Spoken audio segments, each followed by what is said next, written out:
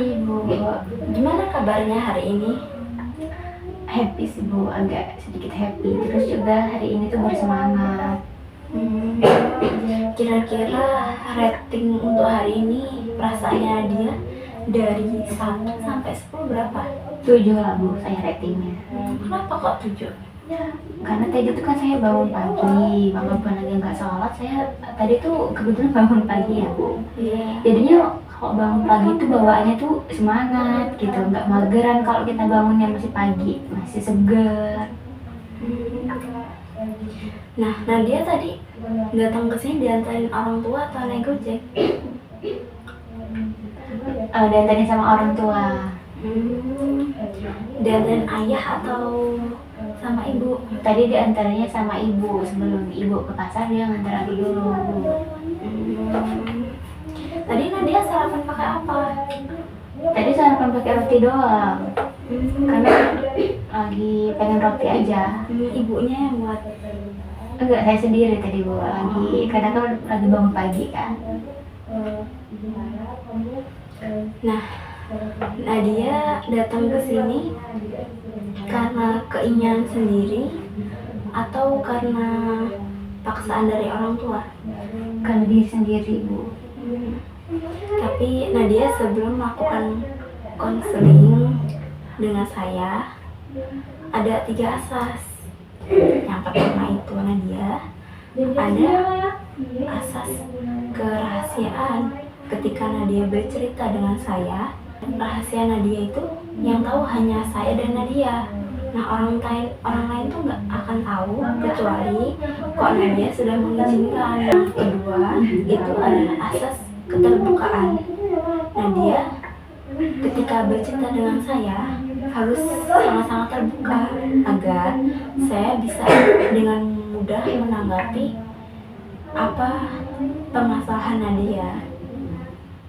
Dan yang terakhir, yang ketiga itu adalah asas kesukarelaan. Nadia datang ke sini karena keinginan sendiri kan? Apakah Nadia setuju dengan asas tersebut? Setuju Bu. Baik. Nadia, ibu mau tanya sedikit.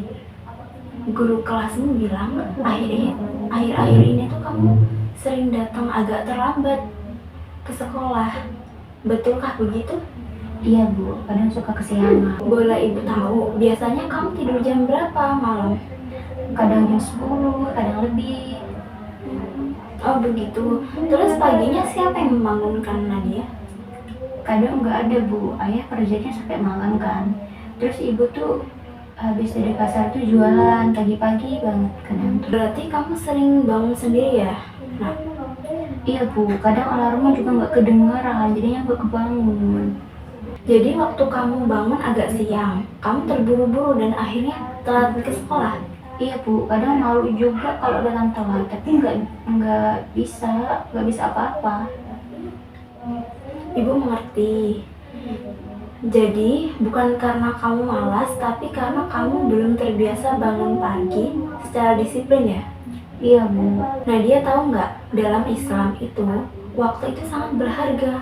Allah itu berfirman dalam surat Al-Ashr yang artinya yaitu demi masa. Sesungguhnya manusia itu benar-benar dalam kerugian kecuali orang-orang yang beriman dan beramal soleh. Berarti kalau saya sering buang-buang waktu, saya rugi ya Bu? Betul, Nadia, datang tepat waktu juga bagian dari menepati janji dan tanggung jawab. Rasulullah SAW juga sangat menghargai waktu. Kalau Nadia bisa datang tepat waktu, itu tandanya Nadia tuh anak yang amanah dan bisa dipercaya. Saya pengen jadi anak yang amanah Bu.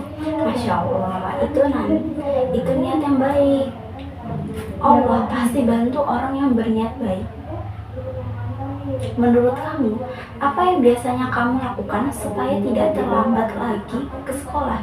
Mungkin tidur lebih cepat Bu. Saya nyalain alarm 2 kali lah biar kebangun.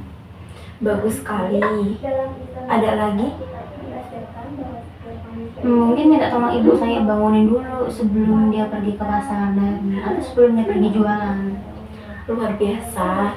Nadia, itu namanya tanggung jawab dan ikhtiar. Kalau kamu lakukan itu dengan niat karena Allah, itu juga ibadah. Ya Bu, saya mau coba. Bagaimana kalau kita buat kesepakatan ya, Ibu bantu kamu pantau selama 2 minggu ke depan. Kalau kamu berhasil datang tepat waktu, minimal 4 kali seminggu, Ibu kasih penghargaan kecil. Setuju? Setuju Bu, saya mau buktikan saya bisa. Bagus. Nanti Ibu juga akan sampaikan ke kedua orang tua kamu agar bantu membangunkan, dan kamu bisa baca doa bangun tidur supaya semangat ya. Siap Bu, terima kasih ya Bu.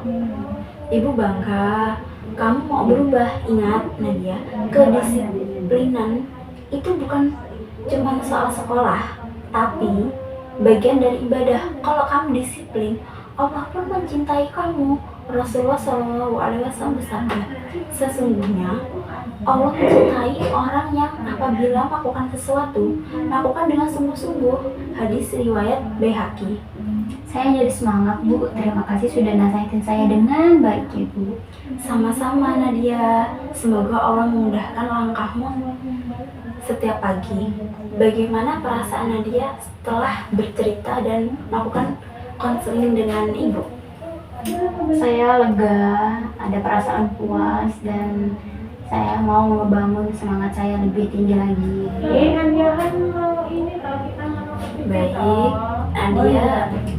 udah mau berusaha belajar berubah. Iya Bu, terima kasih ya Bu atas konselnya hari ini. Saya jadi lebih lega. Saya pamit ya Bu, terima kasih banyak Bu. Sampai ketemu ya.